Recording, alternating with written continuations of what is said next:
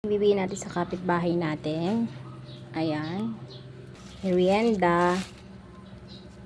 Tapos ito sa ate ko, sa bahay nila. Ayan, ipapadala natin yan. Meron pa eh.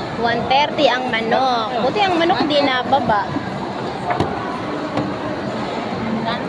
Makainip na mag-litro, may kalambat na. Kaya nga. Litro, kaya takain ko. Nagwang oras ba yun? Ano ba? Teka lang. Iyanap pa ako eh. Ano to, magkabukod? Oo.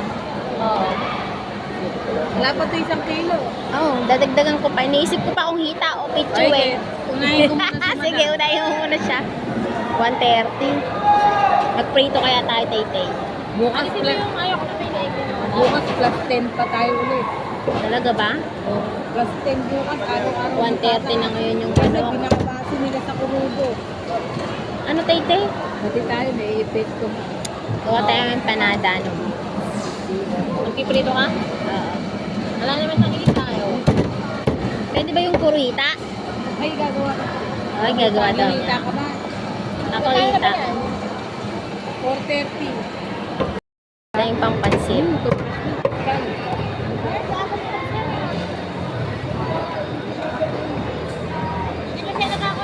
Sa akin. 150 to. Ah. Ito. 30 na po sa akin. Ito na yun. Hindi. Pansit. Ah? 75. Sige. Magkano na lahat nga ni? 725. 725. 2 kilo na itong binabad ko. Ako na lang magpiprito at magagawa na lang ako. Magluluto na lang ako ng spaghetti. Diba?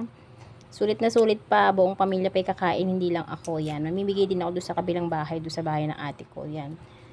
So, ito. Ibabad muna natin to sa asin, brine. Para medyo maano-ano muna. Juicy-juicy yung ating manok.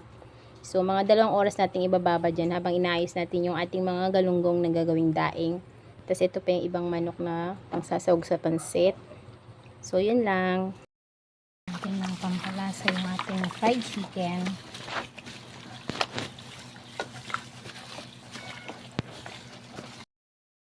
Tayo ng doon ating empanada. Naluto na yung ating palaman. So, yung doon naman gawin. Yung pasta natin.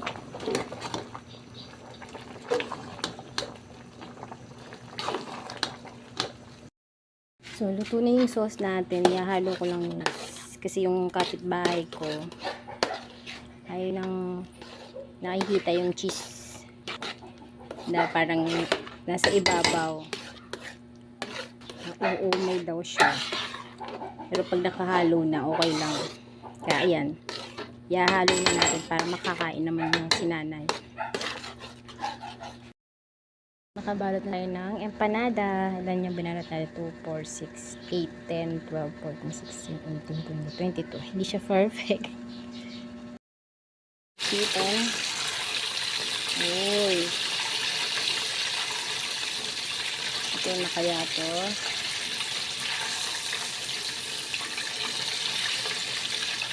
Ito na.